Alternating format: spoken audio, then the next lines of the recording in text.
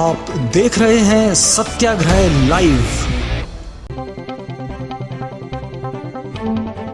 नर्मदा में आई बाढ़ से कई लोगों की आशाएं उजड़ गए। टूटे फूटे मकान में अपनी जिंदगी तलाश कर रहे हैं। मध्य प्रदेश के खरगोन जिले में निमाड़ अंचल में बहने वाली नर्मदा नदी के किनारे पर गांव के गांव डूब गए और कई लोग घर से बेघर हो गए। कसरावत विधायक सचिन यादव ने ग्राम नावड़ा तोड़ी सहायता का दौरा किया तो वहां के लोगों ने अपना दुख विधायक सचिन यादव को बताया। कसरावत विधायक सचिन यादव का कहना है कि सरदार सरोवर बांध के गेट किसके लिए बंद किए थे, क्यों बंद थे, किसका जन्मदिन मना रहे थे, ये सारी चीजों के जवाब सरकार को देना पड़ेंगे। कौन जिम्मेदार है तय करना पड़ेगा। सरदार सरोवर बांध अपने ऐतिहासिक जल स्तर को छू रहा था। इस दौरान सरदार सरोवर बांध की चपेट में खरगोन जिले में बसने वाले नर्मदा तट के लोगों पर कहर टूट पड़ा था। सरदार सरोवर बांध के गेट बंद होने के कारण नर्मदा नदी का जलस्तर काफी बढ़ गया था। पानी छोड़ने के बाद भी शासन प्रशासन की ओर से नर्मदा तट पर रह रहे लोगों को कोई सूचना नहीं दी गई, जिससे नर्मदा का जलस्तर काफी बढ़ने से वहां पर रहवासियों को तबाह और बर्बाद कर दिया। कई लोगों के आशियाने उजड़ गए। खाने पीने का सामान, पशु जानवरों का चारा तक सब बर्बाद हो गया। पूरे घर का हर एक सामान बाढ़ में बह गया है। जब हमारे संवाददाता ने कसरावत तहसील की ग्राम पंचायत नावड़ा तोड़ी सहायता में बाढ़ग्रस्त का दौरा किया तो वहां पर लोगों ने अपना दुख बताया। वहां पर लोग खुले आसमान पर रहने को मजबूर है। सारे लोगों का सामान नर्मदा में आई बाढ़ के कारण बह गया है।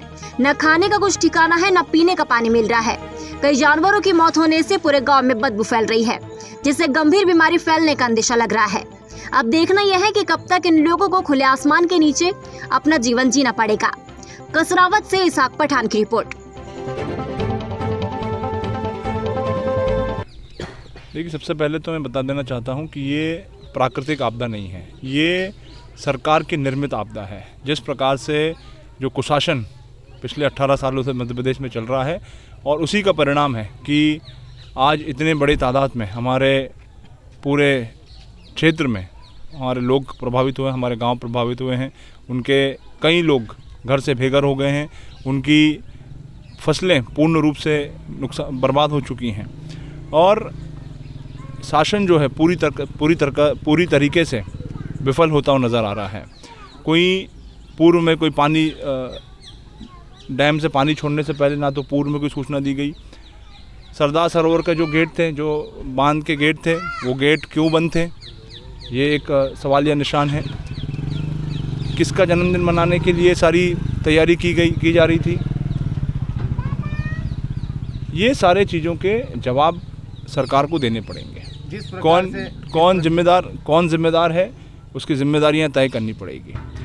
इतनी बड़ी आपदा आई है, उस आपदा के बावजूद जो शासन और प्रशासन का जो रवैया है वो समझ के परे है और लगातार हम लोग गांव के लोग सारे लोग मिलकर के इस दुख की घड़ी में, संकट की घड़ी में लोगों को संबल प्रदान करने का हम लोग काम कर रहे हैं। और जो व्यवस्थाएं लोगों को मिलना चाहिए, जो साधन मिलना चाहिए लोगों को, वो साधन उन लोगों तक नहीं पहुंच पा रहा है।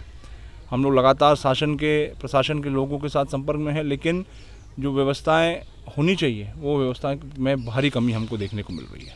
जिस प्रकार से क्षेत्र में मवेशियों की लाशें भी पड़ी हुई है नर्मदा तटों पर, उन्हें ग्रामीण ही उठा करके फेंक रहे हैं और प्रशासन का कोई कर्मचारी नहीं नजर आ रहा है। देखिए, मैंने वही कहा कि जो पशुधन का नुकसान हुआ है, फसलों का नुकसान हुआ है, लोग घर से बेघर हो गए हैं, लोगों को समय पे भोजन नहीं मिल पा रहा है, ये सारी दिक्कतें, सारी परेशानियां हो रही हैं।